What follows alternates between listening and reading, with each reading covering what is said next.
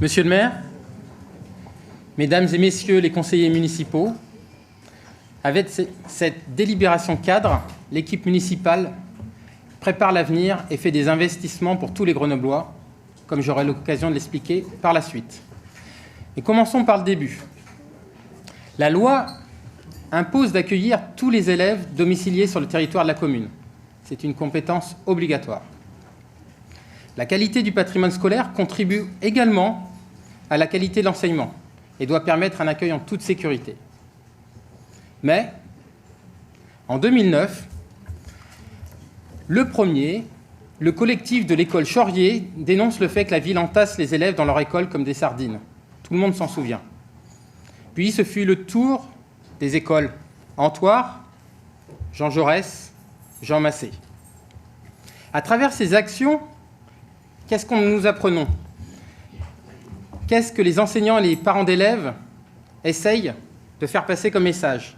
Ils interrogent les politiques en leur disant: quelle vision avez-vous sur les écoles?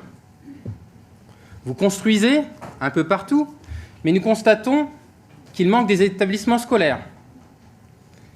Nous avons besoin d'une certaine vision.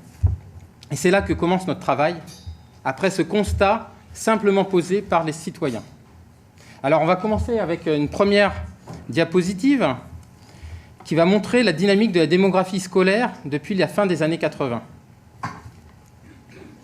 Alors ce que vous voyez en haut, la barre rouge, pour ceux qui se situent au fond, c'est la capacité d'accueil dans les écoles à la fin des années 80. Et vous avez trois courbes. Une courbe rouge en bas, qui correspond aux élèves scolarisés dans les écoles maternelles. En bleu, les élèves scolarisés dans les écoles élémentaires. Et en vert, la somme des deux, c'est-à-dire le total des élèves scolarisés dans le primaire. Donc, ce qu'on constate sur cette courbe, qui va donc de 86-96 jusqu'en 2014, on n'a pas mis les derniers chiffres de 2015, on constate que le nombre d'élèves scolarisés à Grenoble était de l'ordre de 13 500 à la fin des années 80. Ensuite, on a eu une lente diminution de ces effectifs pour aboutir à un point minimum en 2006-2007 et à nouveau une progression qui est beaucoup plus forte puisqu'en 8 ans, on remonte à jusqu'à 13 000 élèves, qui est le niveau actuel. Donc, ce qu'il faut réaliser, c'est que cette baisse continue depuis près de 20 ans. C'est une baisse de 3 000 élèves. Si vous faites un petit calcul, vous vous rendez compte que c'est à peu près 100 classes qui ont été fermées. Et la remontée, qui est de l'ordre de plutôt de 2500 élèves, et donc en 8 ans, correspond à une augmentation du nombre de classes. Et en moins de 5 ans, c'est une cinquantaine de classes qui ont été ouvertes. Alors vous me direz, quel est le problème? Le problème, c'est que quand vous avez baissé, quand le nombre d'élèves a baissé, l'Éducation nationale a enlevé des postes, on a fermé des classes, et donc on a fermé des écoles. Dans certaines écoles, des classes ont été transformées en salles d'activité. Le problème, il est quand la population scolaire remonte. Alors, qu'est-ce qui est à l'origine de cette dynamique? C'est vrai qu'on s'est beaucoup interrogé pour essayer de comprendre comment se fait-il que la population scolaire est diminuée, et surtout maintenant, pourquoi elle remonte? Est-ce qu'elle va être constante et combien de temps elle va durer? Alors, il y a plusieurs facteurs. Il y a un facteur très connu des démographes, c'est le recul de l'âge du premier enfant. Ensuite, il y a le baby-boom des années 2000. Alors, effectivement, il y a eu un petit décalage parce que les premiers élèves qui sont arrivés en maternelle, c'était plutôt en 2003-2004, mais ils étaient dans des écoles qui étaient relativement peu occupées. Et finalement, c'est avec l'arrivée des enfants qu'on commençait à remonter la pente des effectifs. Il y a aussi l'évolution des quartiers. Alors, pour donner deux exemples, le quartier Malherbe ou le quartier Île Verte, c'est des quartiers qui étaient vieillissants et qui maintenant se renouvellent. Et donc, il y a un renouvellement des occupants des appartements ou des maisons et qui fait qu'il y a plus de familles avec des enfants qui s'installent. Et puis, un point très important aussi, dont on a tous été spectateurs récemment, c'est le renouvellement urbain. Ce qu'il faut savoir, c'est que dans les calculs de prospective scolaire, quand on a créé 100 logements, c'est à peu près une vingtaine de nouveaux élèves qui sont scolarisés. Alors là, géographiquement, la croissance, elle se fait à peu près partout sur Grenoble, et ça, je dois l'avouer, pour moi, c'était une surprise, sauf le quartier sud-est, vers la Villeneuve, où même là, pourtant, les effectifs se maintiennent. Alors la question qui est cruciale, c'est est-ce que ça va diminuer dans le futur? J'ai lu la presse, un certain nombre d'éléments, de personnes qui avaient l'impression qu'on allait se tromper. Et c'est une question importante. Alors est-ce qu'on va avoir une stabilisation des naissances? Peut-être.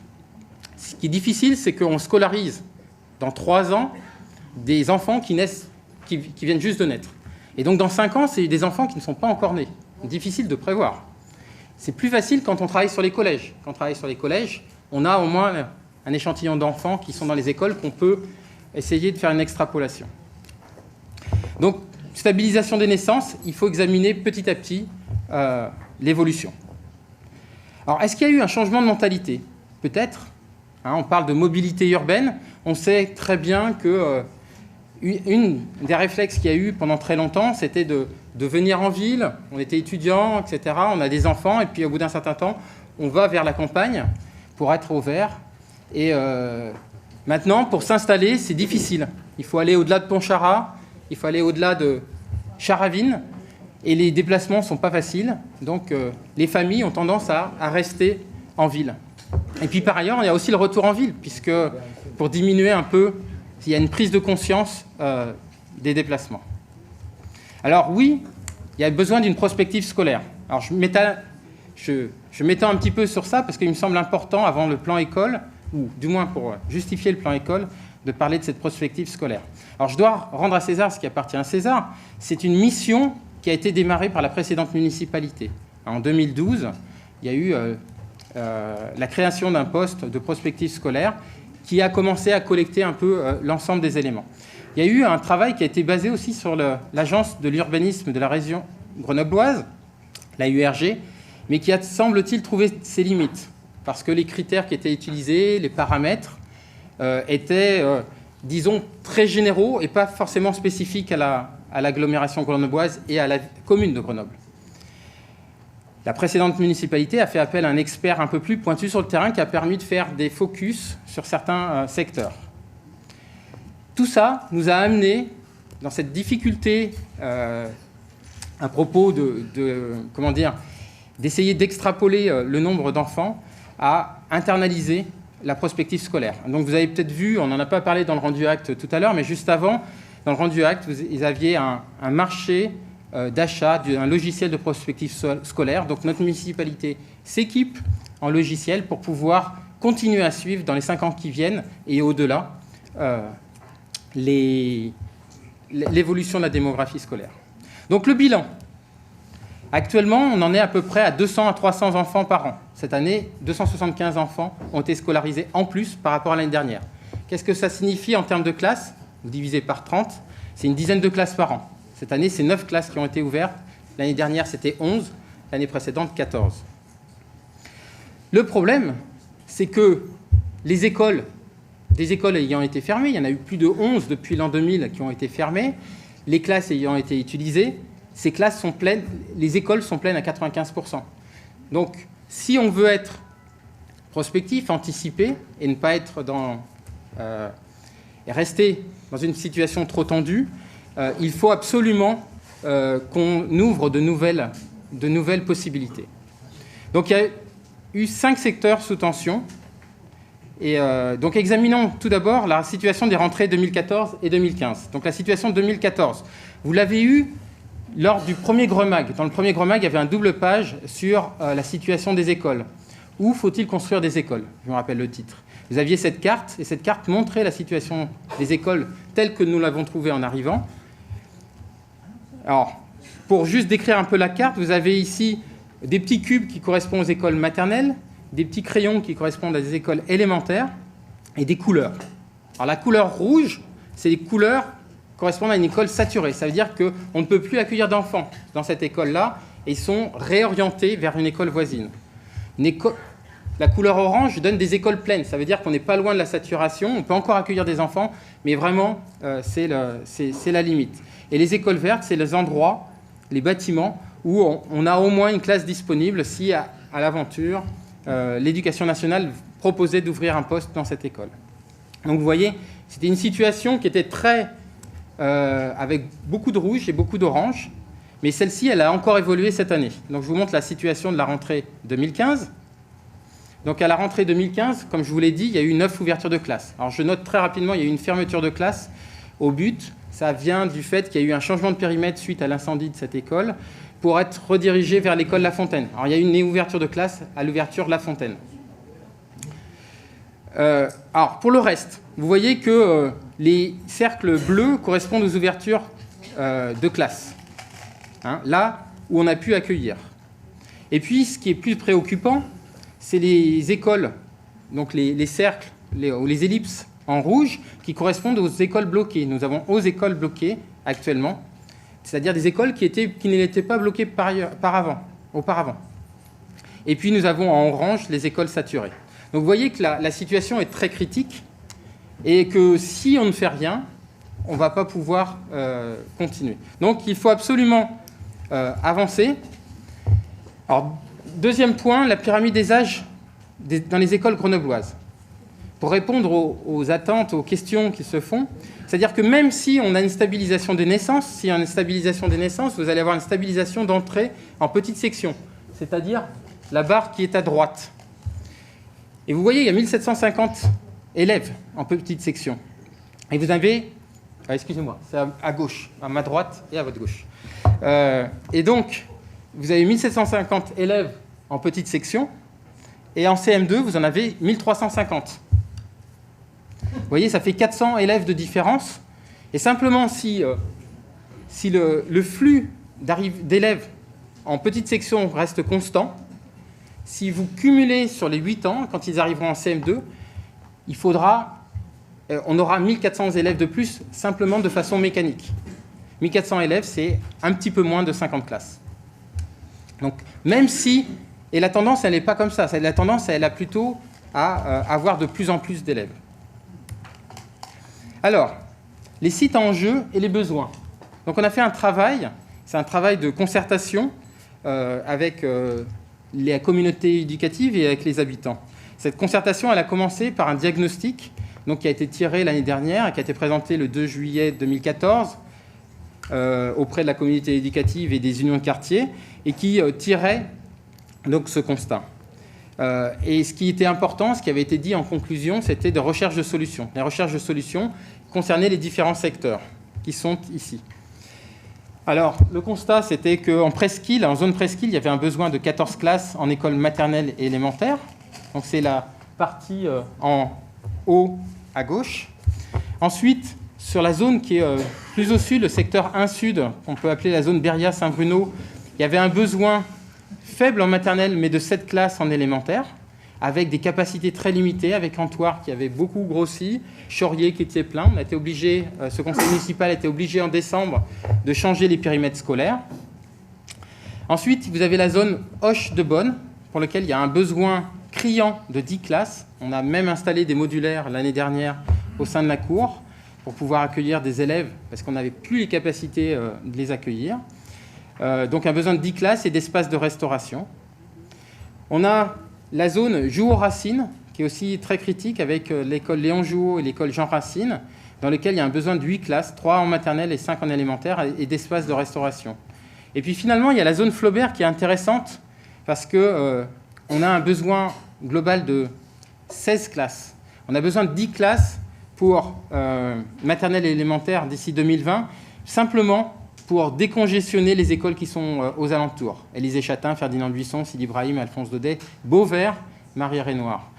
Et puis, par ailleurs, quand la ZAC va se développer, il y aura besoin de nouvelles classes, puisqu'on va construire de nouveaux logements, et on anticipe qu'il y ait besoin de 6 classes supplémentaires. Donc ici, on a besoin globalement de 16 classes. Alors le problème, c'est qu'on ne peut pas faire grossir indéfiniment les écoles. Je vais donner les exemples de l'école Antoine, Racine, Élisée Chatin ou Aubrac. Et l'ensemble de l'équipe municipale est d'accord pour dire que les écoles doivent rester à une taille humaine. Ça fait à peu près pour une école élémentaire, à peu près 15 classes. Alors pour revenir à la situation que nous avons trouvée, il y a un troisième aspect que je voulais souligner, c'était l'aspect de la rénovation des écoles. Effectivement, il y avait une ligne budgétaire qui était d'à peu près de 1,5 million d'euros qui était pour la rénovation des écoles. Mais il n'y avait pas de budget pour les ouvertures de classes. Donc comme je vous ai expliqué la mécanique, il il fallait ouvrir de nouvelles classes. On n'avait pas de locaux, il fallait aller en chercher ici ou là. Et donc, on dépensait des grosses sommes d'argent pour pouvoir créer de nouvelles classes. Et du coup, presque 2/3 du budget étaient mangés par ces ouvertures. Et finalement, il ne restait qu'un tiers du budget pour pouvoir faire la rénovation. Donc non seulement on n'anticipait pas sur l'ouverture de classe, mais il y avait un corollaire qui était que la rénovation et la maintenance dans les écoles étaient amoindries. Donc un retard dans les bâtiments. Alors, quand nous sommes arrivés, nous avons proposé une méthode. La méthode, c'était de dire, plutôt que de se focaliser de l'année après année, c'est d'essayer d'avoir une vision long terme. Alors, moi, ce que j'ai appelé les grosses pierres, c'est-à-dire quand vous voulez remplir un bocal, si vous commencez par pas la grosse pierre, vous n'y arrivez pas. Si vous mettez les petites pierres, vous n'arrivez jamais à caser votre école. Donc, il fallait réfléchir aux écoles et savoir quels étaient les éléments moteurs. Donc, on a d'abord réfléchi à ces groupes scolaires, à ces écoles, ces besoins que je vous ai listés, et puis on a été discuter avec la communauté scolaire. Et ensuite, avec cette vision-là, tout le monde étant rassuré sur quoi on allait aboutir, on allait pouvoir présenter des solutions temporaires, certes parfois difficiles, mais dont on sait qu'elles allaient être courtes dans la durée. Donc on a fait ces concertations, une trentaine de réunions, avec un diagnostic local et une recherche de solutions sur le terrain. On a sollicité les habitants qui ont proposé d'ailleurs certaines fois des solutions. Et puis c'est un travail qui est collégial et je tiens à le souligner.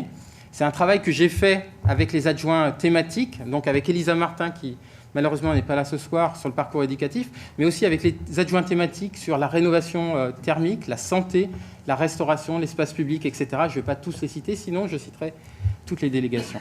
Et c'est aussi avec les adjoints de secteur, parce que ce sont des projets structurants de territoire. C'est des points importants autour duquel on va pouvoir construire des projets de territoire. Donc l'objectif de ce plan école, c'est un meilleur... Le début du début, c'est le meilleur accueil des enfants. Mais c'est aussi des meilleures conditions de travail pour les agents et pour les enseignants, puisqu'on va travailler dans des locaux neufs pour certains, ou rénovés. Et ça a des conséquences qui sont des conséquences qui ne sont pas anodines. C'est un effort d'investissement, vous allez le voir, et donc ça va avoir un impact sur l'activité du bâtiment et des travaux publics. Et puis, c'est aussi, et c'est quelque chose qui nous semble extrêmement important, c'est une opportunité pour inventer la ville de demain. Alors, ce plan école, c'est un plan en 3 volets. Premier volet, l'augmentation des capacités d'accueil par la création de 6 nouvelles écoles ou extensions d'écoles, pour un budget d'environ 46 millions d'euros. Des travaux pour aménager les locaux dans l'attente des livraisons, ce que je vous ai dit, c'est les grosses pierres et les petites pierres pour y arriver. 3,9 millions d'euros, parce qu'il faudra passer de l'état que nous avons jusqu'à l'état final.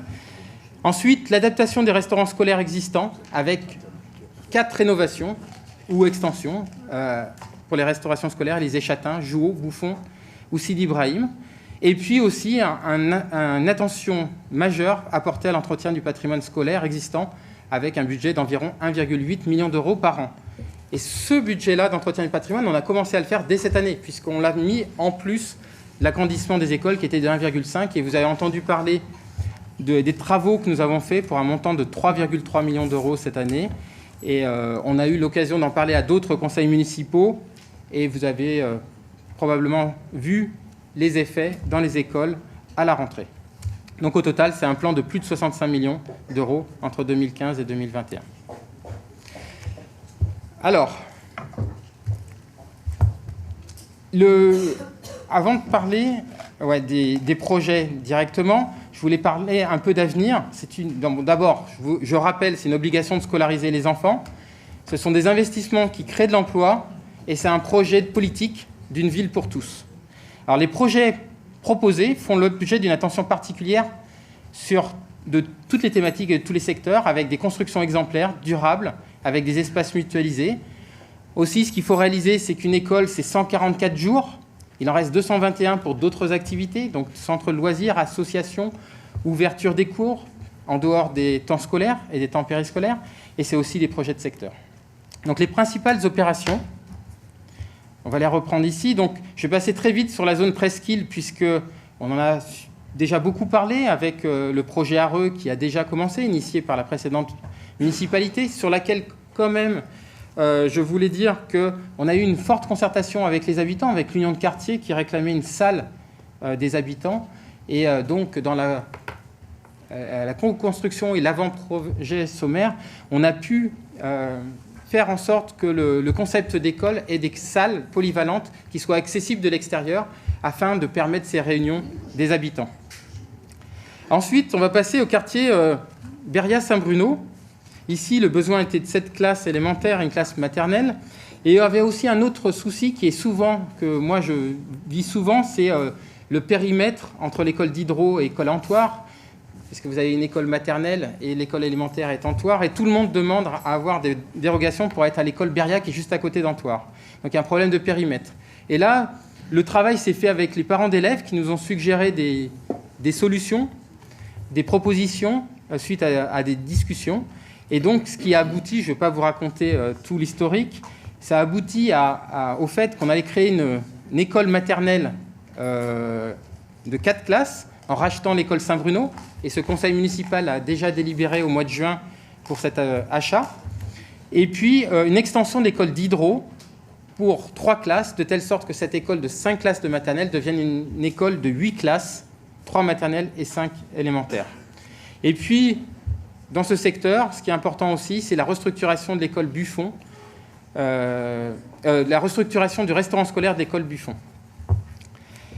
Pour arriver, donc, comme vous voyez ici, on aurait pu vouloir avoir une seule école. Et là, le résultat de la concertation, c'est qu'une réponse adaptée aux besoins.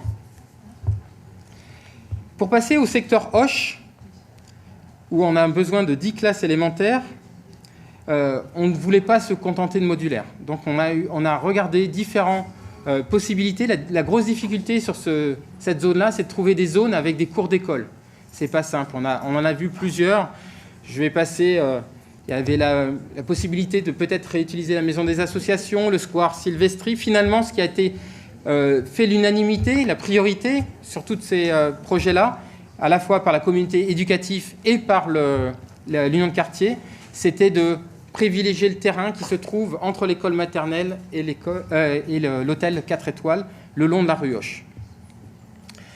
Pour le secteur Jouot-Racine, donc là on a un besoin de 8 classes, et ce qui a sorti et qui était très fortement porté par les habitants et par la communauté, c'était de ne pas pénaliser les écoles, ne pas faire des très grosses écoles, Léon Jouot ou Jean Racine, mais plutôt de recréer une école qui d'ailleurs avait fermé, hein, c'est l'école Paul Coca, qui a fermé parce qu'elle n'avait eu plus assez d'élèves. Et donc, c'est de pouvoir la réhabiliter ou démolir et reconstruire derrière. Et donc, ça a tout son sens dans un quartier qui est quand même rénové autour de Tesser. Et la dernière zone, c'est la zone Flaubert, donc on a besoin de 16 classes, de 10 classes élémentaires sur l'implantation actuelle et 6 classes par ailleurs. Et là, ce qui peut être privilégié, ce qui avait été aussi beaucoup discuté, c'est la transversalité, peut-être avec un établissement de personnes âgées, avec peut-être la petite enfance, avec les habitants, etc. Voilà, donc vous avez aussi la réhabilitation, la restructuration de 2 restaurants scolaires. Alors le calendrier de mise en œuvre, j'en parle un petit peu, c'est tout dans la délibération. Donc vous voyez que l'année 2014-2015, c'était la construction du plan école et surtout la concertation pour pouvoir le construire jusqu'à peu près avant l'été. On en a fait un compte-rendu le 3 juillet 2015. Nous en sommes maintenant, en septembre 2015, à, je l'espère, l'adoption de ce plan d'investissement dans les écoles. Et donc on va avoir, comme je vous l'ai dit, les grosses pierres, c'est la livraison des écoles en 2019, 2020, 2021, parce que ça prend un certain temps en suivant la taille des écoles.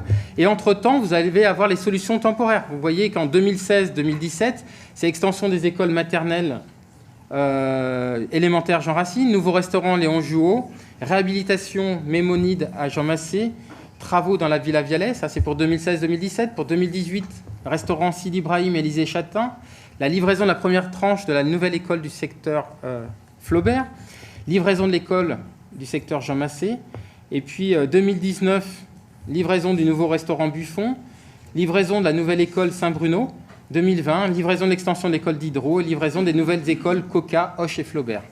Donc vous voyez, c'est étalé dans le temps. Alors évidemment, c'est quelque chose qu'il faut prendre avec des pincettes, parce qu'on peut toujours faire face à des petits soucis. On l'a vu avec l'école Areux, où il y a eu, on a découvert un petit peu de pollution qu'il a fallu traiter, mais qui n'a pas chamboulé l'échéancier. Alors ce travail, vous vous en doutez, a demandé beaucoup d'efforts. Alors non seulement à nos interlocuteurs, les parents, les enseignants et les directeurs, mais je veux aussi souligner énormément au service de la ville. Je veux dire, ce plan école, il ne serait pas s'il n'y avait pas eu les services de la ville, à la fois donc les services de l'éducation jeunesse, sur tout ce travail de prospective et aussi d'analyse des écoles et de la rencontre, l'organisation des rencontres avec les différentes communautés éducatives, mais aussi les équipes en charge du patrimoine et de l'urbanisme qui ont recherché des terrains, des solutions qu'on a discutées, et aussi tous les services concernant le sport, la culture, la santé scolaire, et bien sûr les services de secteur et de démocratie locale. Donc, avant de finir, je voudrais leur porter un très grand remerciement. Alors, en conclusion, je pense qu'après un certain abandon, voici le temps de l'ambition. Une ambition non seulement pour nos jeunes citoyens, vous l'avez bien compris, mais aussi une ambition pour tous, une ambition pour Grenoble.